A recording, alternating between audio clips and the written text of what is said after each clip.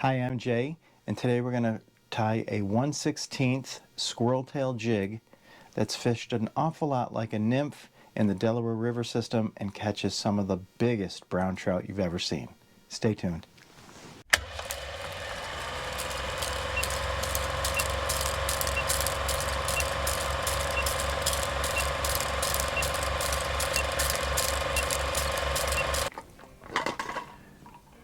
So, after some technical difficulties, I'm sitting down for the second time today to tie this jig. Video came out great, what I did earlier this morning, except everybody was looking at my light. So, what we're tying today is a 1/16 ball. This is a little bit different hook in it. It's a Mustad 31110. So it's a downturned eye limerick hook. Looks a lot like a nymph. The backstory to this jig is a local fisherman was looking for a squirrel tail jig, but he wanted to use specifically for browns, and he fishes primarily in the Delaware River, East Branch, West Branch, and tributaries to that system as well. So I tied the combination that he wanted, let him try out a few different jigs. He loved this combination and was nailing the browns. This happened 2 or 3 summers in a row. So so he knows the pattern works. I'm gonna tie it both ways today. I'm gonna tie the traditional, the very first style that I did for him with that odd Mustad 31110 hook with the downturned eye. It's a shorter shank. To me, it looks very much like a nymph. And then I'll also tie it on the regular 1/16 ball head that I typically tie on. It works. This jig also works very well for crappie and panfish, but we can't deny how well it does for brown trout. So, to begin with, in the vise I have the 1/16 ball with that Mustad 31110 hook, and I'm going to lock on regular 2/0 Danville nylon. It's just a round nylon thread, nothing special. Begin with our black, and this is just the tip of a black bucktail that I had left over.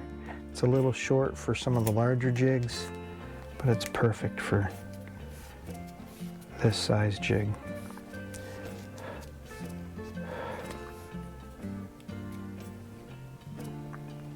I'm going to pull out and restack some of these longer hairs,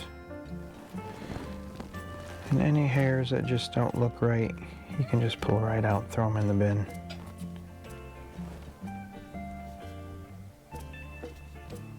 This pinch looks a little thick for this size jig, but as we work our way up towards the tips to the length that we want, the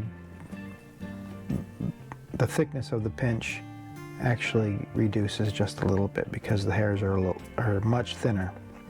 So I'm measuring this out. I want to extend the tail the length of the body past the bend of the hook.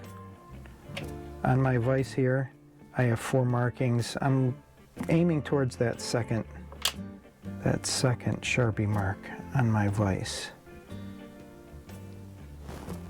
That helps me keep it consistent, but basically it's the length of the length of the body past the bend of the hook. Keeping my left hand pinched tight throughout the whole process. Couple wraps towards the bend of the hook, couple wraps back up to the head, and then I give that a twist, putting that black bucktail on what will become the back of the jig as it's fished. So for the flash, this is an old pack of crystal hair CH11. Angel hair is another name that same thing, same type of material. Pearl works great. This CH11, I don't know the exact product name for it, but it's a pearl color with it's got a silver tint to it to me. So it's more silvery than pearl. So what we're looking to do is take 3 to 4 strands,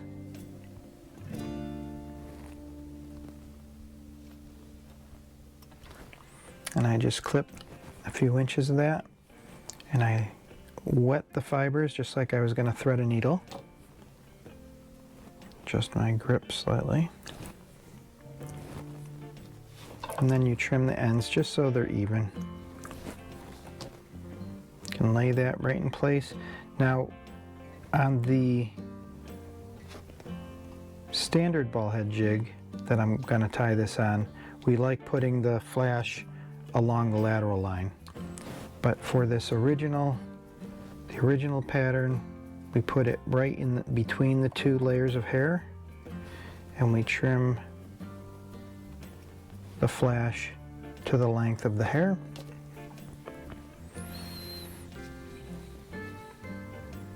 Then we take our pinch of gray squirrel tail. This is a beautiful tail, really long fibers. I could probably do 1/4 ounce jigs with this. But again, snip your pinch, and then we're going to take the short fibers and the broken hairs. We're going to pull them out of the butt end. And we're going to switch our grip. Squirrel tail doesn't usually need much stacking, but occasionally there's 1 or 2 hairs that are either too short or too long. We'll get that the way we like it. We're going to measure it, and again, the length of the body past the bend of the hook, and I'm putting my left hand up to the vise just so I can see the ends of the fibers against my finger. Just makes it easier for me to focus on it. Once I am satisfied with that, I can switch my pinch one last time, keeping this very, very tight. You can place this right on top and lock it on. Finish off the collar.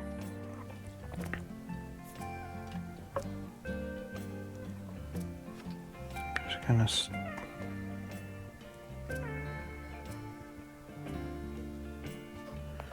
very nice. You can whip finish the collar with a whip finish tool, or you can whip finish by hand. I like taking a loop of size A thread of a different color, placing it under my last wrap, a couple wraps towards the middle, and then back up to the head. Cut my tag end and put it through the loop. I just feel that it gives me more control on making the collar look pretty. And trim this, and at this point you can take it out of the vise. I usually pick up the bucktail and just let it drop back down to center itself on the hook shank.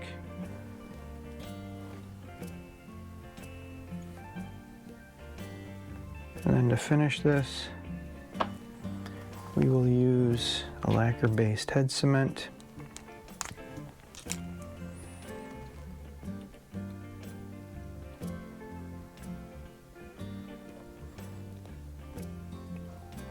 This head cement is thin, so it will saturate into the threads. Any that get on the fibers of the hair, capillary action, it'll soak into the hair and then draw back under the threads of the collar. Another color that looks nice, here's a brown head with brown bucktail and red squirrel. Also works very nice. So here is my regular 1/16 Mustad hook. You can see the shank of this is a little bit longer. It gives it a more of a fishy profile as opposed to a nymph type profile. Again, we lock our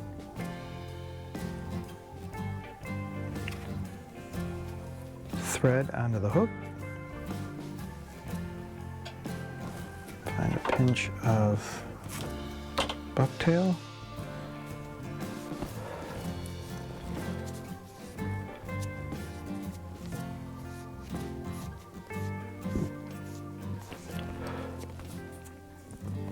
The hair's a little bit staticky, a little bit clingy to the fingers. It's still wintertime here in central New York. The dry air and everything's static.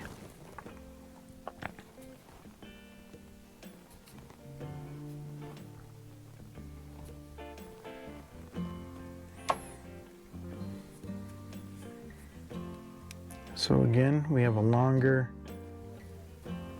body on our jig, so the hair is going to extend the length of the body past.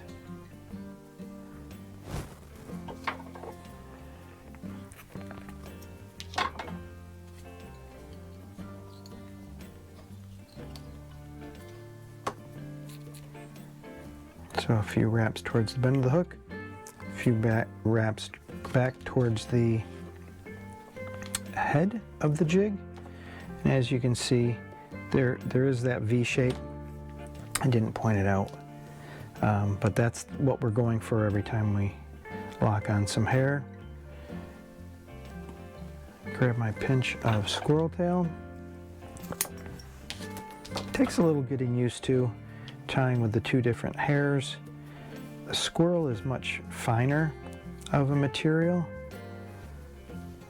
so your pinch feels like you're taking off more hair, but when you compress it, tie it on, it's not as thick as the bucktail. So it takes a little bit getting used to working with both materials together so they're equal, close to equal. Again, just pull out some of those hairs that don't look right.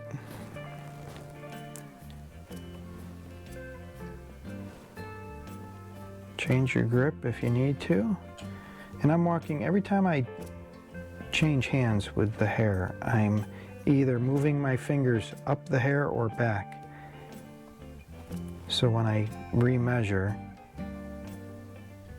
like right now, if I wanted to make it just a hair longer, I would grab it and pinch a little bit harder to roll my fingers forward to take up that space. Or in this instance, when I changed grips, now it's the length I want, then I can just pinch it. I know that's where I want it. So keep this pinch tight. You want to keep the hairs compressed and together in a bunch. Couple of fibers that went the other way. All right, so that's locked on. Again, couple wraps towards the bend of the hook, couple wraps towards the head, and it's nice lateral line. So I turn my vise so I can see this side of the jig, and I'm going to get 3 fibers of this crystal hair.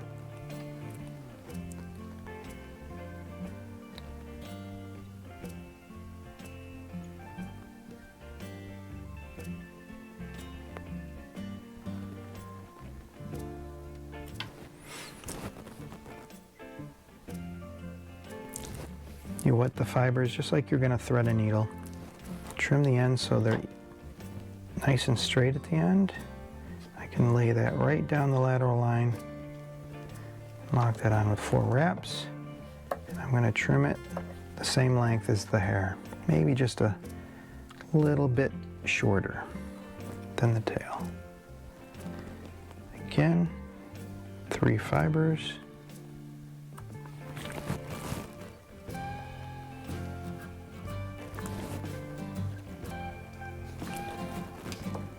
Lay it right down that lateral line.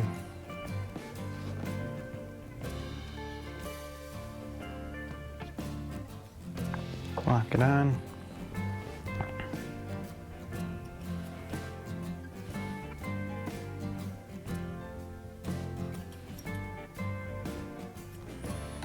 And then I can straighten my vise back out and finish this head. Finish this collar.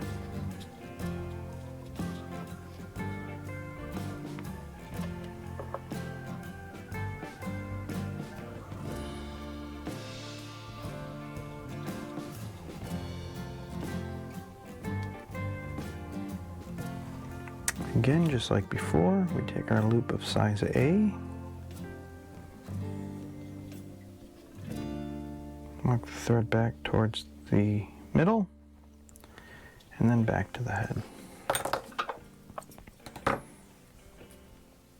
Take our tag end through the loop,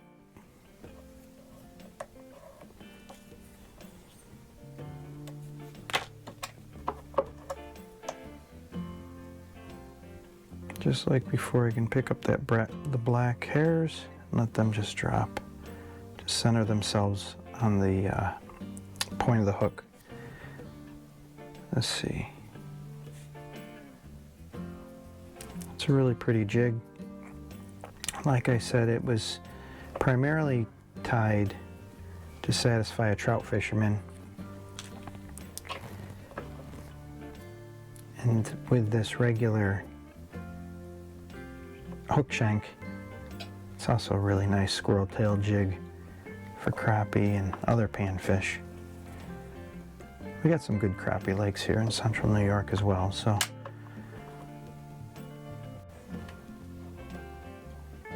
There you have it, the John Benjamin, the original and its new big brother. Squirrel tail jig with a black bucktail wing. It's a great jig for trout fishing.